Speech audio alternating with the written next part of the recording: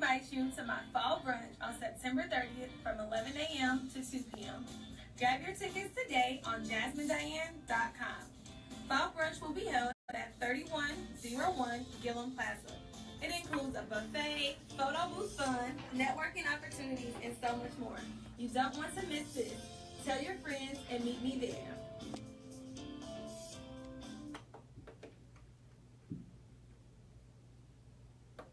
Hello and welcome back to the Makayla Simone Show here on k-ru.org from 12 to 1 p.m. I am so excited because I have the amazing Jasmine Diane in the lab today. Oh, I'm so excited. This is going to be amazing. So Jasmine, so the first segment, I talked about like your life brand, expressing the topic today, and just how our lives are personal brands. And so sometimes we think, oh, we just invest in building a business and investing in building a nonprofit or a shirt line, and how our lives are a personal brand. So I think you're going to speak a lot to that, and yes, also giving tips on not only a personal brand of who you are, actually your own personal brand, and just to some amazing things coming up. So as we start, tell us about yourself. So who is Jasmine Diane? Hi, everybody. Thank you so much for having me, Makayla. Jasmine Diane. So I am a lifestyle blogger focusing on style and career content. I also work by day in advertising. I'm always on social media talking about fashion, career tips, and just all that fun stuff that goes along with being a woman specifically. So, yeah. So that's Jasmine Diane, y'all. Yeah. So if you're listening, like, clap it up for Jasmine. Okay, so my first question is, because I'm gonna let your interview kind of speak to who you are, but yes, ma'am. What year did you start blogging? So I started blogging in 2012 when I was a student at the University of Missouri. So just 5 years ago, nothing too long ago. Nothing too long ago, girl. You've been in the game. Half a decade. So what inspired you to start blogging? So I started blogging really out of boredom. I just got out of a relationship and was like, ooh, I have a lot of free time on my hands, a lot. So I always loved fashion, so I started just talking about what celebrities were wearing and how they put together certain pieces. And then I'm like, okay, this is cool, but this isn't really who I am. So then I started talking about my style and just events going to fashion shows here in Kansas City and back in Columbia, Missouri, and St. Louis. And it kind of just started from there. Everything's kind of spiraled out. I don't know. It started with a post and boom, here we are 5 years later. Crazy. 5 years later with lots of followers. Crazy. And just lots of support. I'm definitely Team Jasmine Diane. I have the shirt on, the girl t-shirt. She looks so beautiful, y'all. I am Team Jasmine Diane. So did it take you a while? Because I know sometimes as you like start blogging or building a brand, some people are scared to take that leap. And I know sometimes, so for a couple of shows I've talked about the scare of actually taking the leap. Yeah. So did it take you a while to actually like, okay, I think I want to start blogging, but to actually take the leap, was it something that you just woke up one day and just started doing, or did it take a while? It was very random. I still remember very vividly. I was home from Thanksgiving break, 2012, in college, and I was like, okay, what can I do? When I was on the internet, I'm like, I should just start a blog. So I just started with a post. It wasn't anything I kind of jumped into, but I think if I would have known when I started what it would be now, I would have took some more time and like got some resources. But when I started, I just kind of jumped with the idea. And at least you took the jump. There are some people who are probably listening today and still have not took that leap.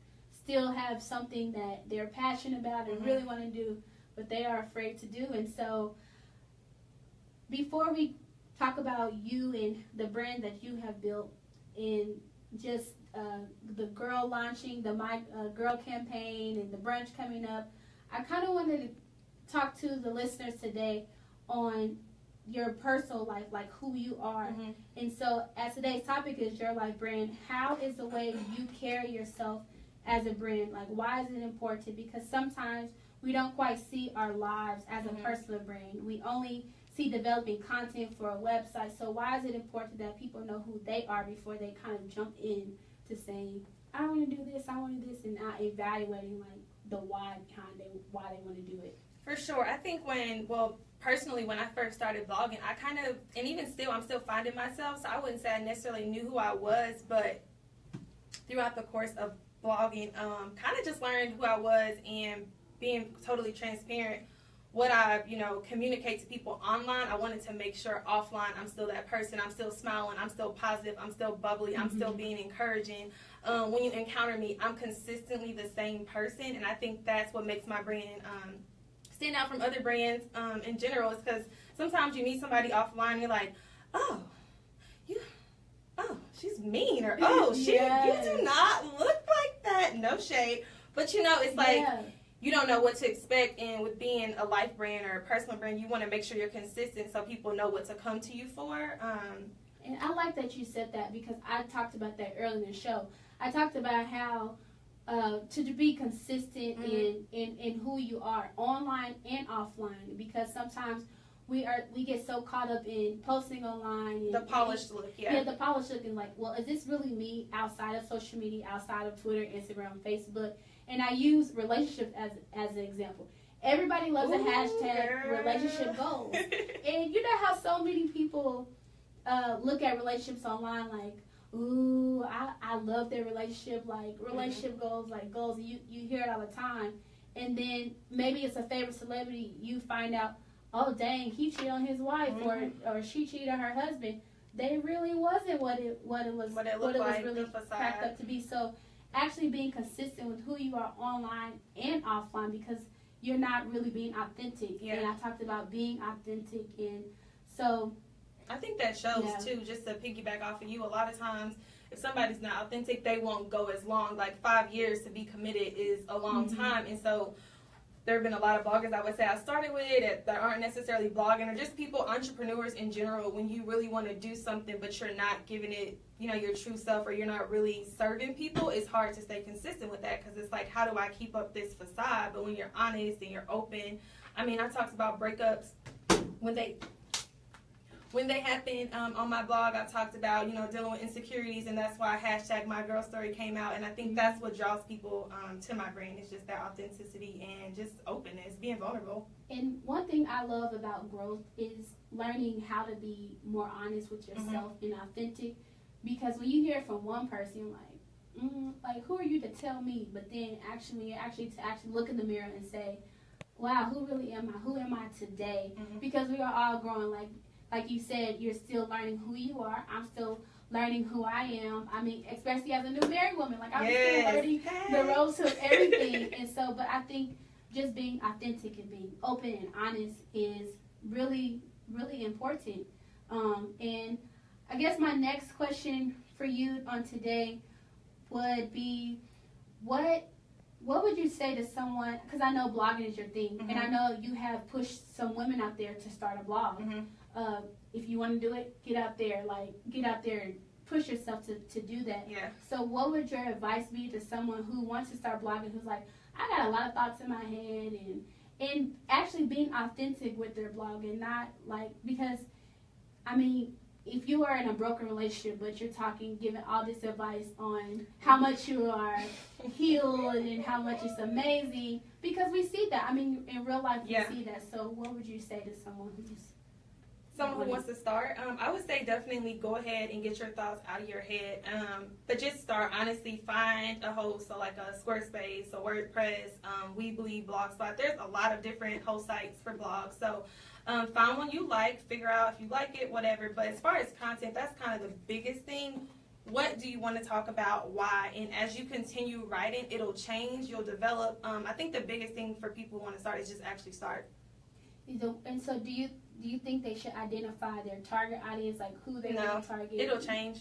You really change? I feel like it will change. I mean, because you'll change as a person, like the girl I was 5 years ago. Serving. Yeah, who you're serving. And you realize who's attracted to your post, who's actually reading these, who's sharing these. And as you begin to identify those people, you can write better content or produce better videos to serve them. So I think it changes over time. Okay, so have you ever took a big risk to expand your brand? I know you have, but like, what is some big hits, like, well, just knock that out the park? Whether it could be from blogging, it could be your t-shirt line, it could be starting the brunching with Jasmine Diane. So have you ever had like like, ooh, that was a big risk, but it was worth it? I will definitely touch on brunch. So, funny story.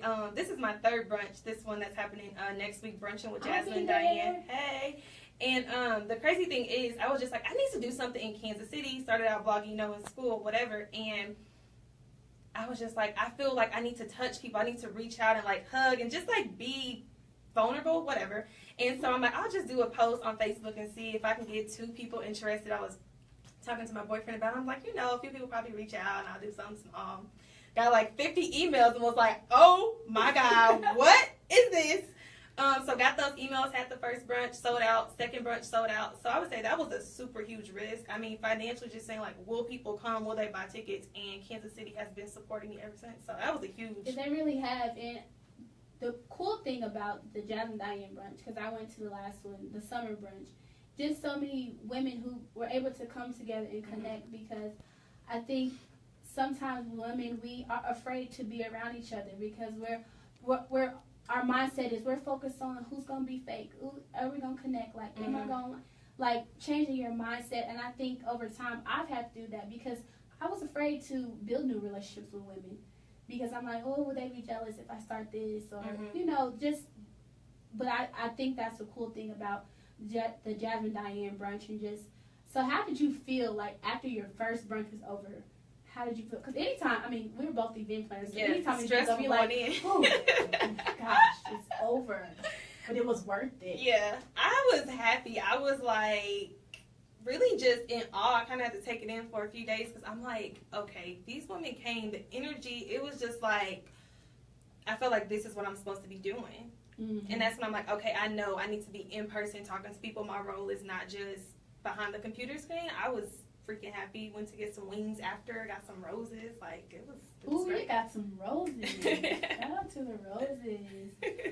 So I kind of want to go backwards a little bit because we talked briefly about you starting your blog in college. But what would you say is the difference between starting a blog in college, actually doing your blogging in college, versus now post grad life? You still are blogging, but now you grown, like you fully grown. Yes, ma'am. You got a full-time job. Like, so what would you say is the difference between then and now? Probably the biggest difference is resources and time. So it's like I need to shoot on Saturdays because I don't have time during the week to shoot. Whereas in school it was like, okay, I have class Tuesdays and Thursdays. Shout out to Tam, no Fridays.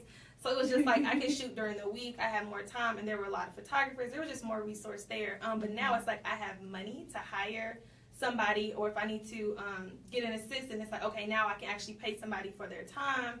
And now I just kind of blog, get it in where I can, go to events, weekends, nights, a lot of late nights writing, pitching brands, whereas in school it can kind of be a part of my day. But I was still up late, and I was traveling back and forth to Kansas City with no car, so I love my parents and friends. So, you know, I think it's just a different hustle, but it's still a consistent hustle, school or post-grad different life. hustle, but consistent. Yep. I can snap to that. So, but you talk about prioritizing. You know, you had class. Like I'm with that now. I'm like, oh, I kind of can't do this because I got to be in class and I'm about to graduate. So I should go to class because you know you should be there. I should be there. And so, would you say to listeners out there, is it really important? How important it is to prioritize? Like, do you find times where you're like, okay, I'm going to post this content on this day. I'm going to spend this many, or is it just some kind of like, I mean, sometimes is it kind of free, like, oh, I kind of want to put this out there, or sometimes is it more scheduled? Yeah. For the most part, I like to schedule my content. I've been sticking with Tuesdays and Thursdays. So in school, I was trying to post every day or like 3 times a week, and I'm like, that's just too much post-grad life and just life in general. But definitely prioritize blogging over, functioning, family gatherings, events, like just making sure my brand was important. And if I had to say no, I'm like, I can't come or I'll be late because I need to finish this. And that's still to this day, like I got work to do. So got work to do. So so as you talk about branding and, you know, because this is a show today, for someone who's like, well, I believe I'm doing a good job, I have good content, but I'm not gaining any traction. It could be for a blog, it could be for a business, a nonprofit, YouTube, just whatever. Like, what would you say to somebody who's like, I'm not really gaining any traction for what I do, and I believe that this is amazing and that I'm gifted with it? Well, I would say definitely keep going. Time will help you gain traction, but then the next thing you can always do is collaborate. Find people who are in your niche, like location-wise, lifestyle, or content-wise, and then find somebody who's totally opposite of you, what they're talking about, but you have the same goals, and try to collab on something. So a lot of times people might not see you, but they follow your friend or they follow somebody you aspire to be. And so when you connect those dots, that just goes back to networking, connecting those dots with your personal brand or your, brand in general, your nonprofit, that can get more eyes on you. But don't be afraid to ask, like, hey, I really like what you're doing. Would you mind collabing with me on an event, a t-shirt, a post? Let's go live on Facebook and sit together and talk about a topic. That's how you really build a brand, because it's like people need to see you more to trust you, and they need to know, like, oh, well, if my favorite blogger trusts her, sure, I'll follow her. It's just building that trust with your readership. I think also one thing I found is the confidence you have in your brand. I think sometimes people are like, well, I'm not gaining traction, but then I think there's sometimes some insecurities inside. Well, if I put myself out there more, am I ready for this? Am I really ready to? You're never ready. Yeah. So you're never ready. I spammed my Facebook friend. I've been spamming them for years and probably will continue to, because it's like, at the end of the day, what's important? Is it your pride or is it your brand? Like, where do you really want to go with it? And you can't let the idea of, oh, I'm spamming them, I'm annoying them, stop you from promoting, because if they're annoyed, they're not your target audience. A. B, if you believe in it, it doesn't matter what people say, because it's like, you got to go for it. That's And I have an example that I remember, you talk about just going for it, like, and that's how I got one of my conferences. I got all these girls through just emails and social media. Not the old school. I'm not saying the old school is bad, but like going to the churches and the nonprofits and posting the flyers. Like, wow, that's the power of social media. Like, it has so much power, and you have to, I think, know how not to abuse it, or when to use it. So, what would you say, especially mixing? Like, what would you say to somebody? Should you mix multiple brands on a No, definitely not. Negative. Personal brand. So I guess it really depends on your field, or if you have a personal business or a blog. So like for me, I'm a lifestyle blogger, so my life is my brand. So on Instagram, I don't have a separate page. I mean, all of my stuff is really just Jasmine Diane, because I mean, except for I guess Snapchat, that's just Jasmine, so it's not like a branded thing. But yeah, Snapchat's more of like my friends, family, college people, like that's just my outlet, I guess, so to speak. But definitely you want to have one username, one on every platform, and you want to consistently promote the same message across platform to gain traction, and then just build that trust with people. That's good, because I mean, I see that a lot.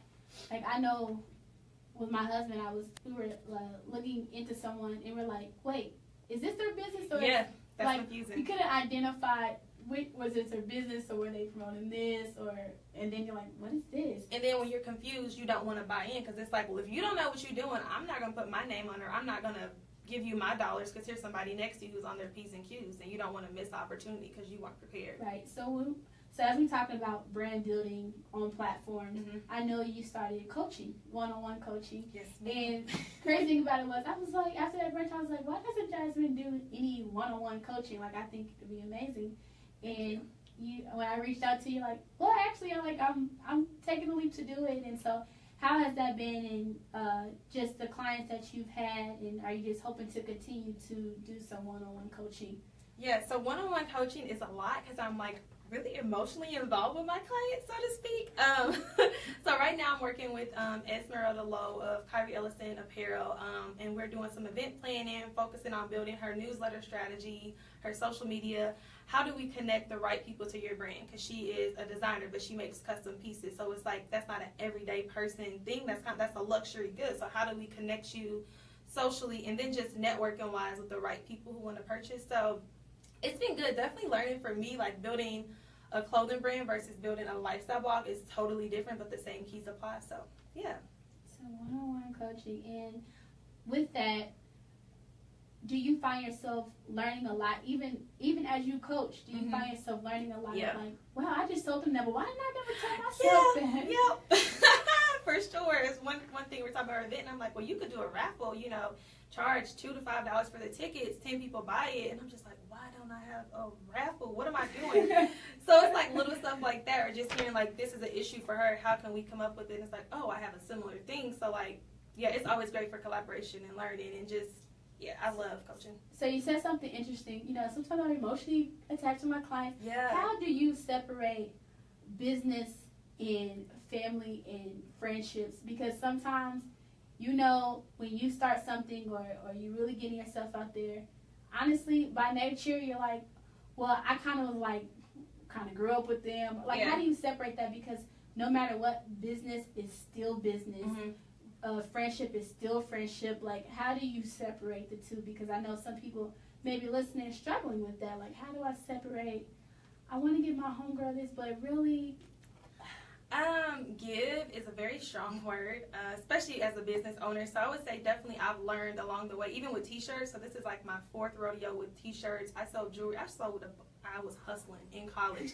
But I just learned to say no. Like, hey, like if you really support me, like I don't mind giving you, you know, a family discount, but I need you to purchase this. I need you to buy in because this is my brand, and I'm growing. I need your support. And I need your being support. honest, I think sometimes people don't realize that how honest they can be with their family and their friends. Yeah. I want your support. And I remember reading a post from Jordan, and he was just talking about that very thing. You have to establish that. You have to say, this is how I want you to support me. Yeah. This is how I want. And just like you spamming Facebook, I mean, you already spamming Facebook Oh, friends. I spam group me's. I spam texts. I'm like, hey, y'all got this sponsored post. Can you like this? Can you share this? And then most of the time I'm like, yeah, that's fine. But it's like, if you don't clearly communicate with your family and friends, this is how I want you to support me, they won't know, and then you're offended, and it's like, well, they never knew that this was your expectation. So just be very clear. Yeah, that's true. So would you, with the Jasmine Diane, would you want to, I probably know this question, but I probably don't. Would you see yourself wanting to just do this full time? Like, this is strictly, I'm doing Jasmine Diane, I'm doing blogging, I'm doing t-shirt launching, brunches. This is all I do.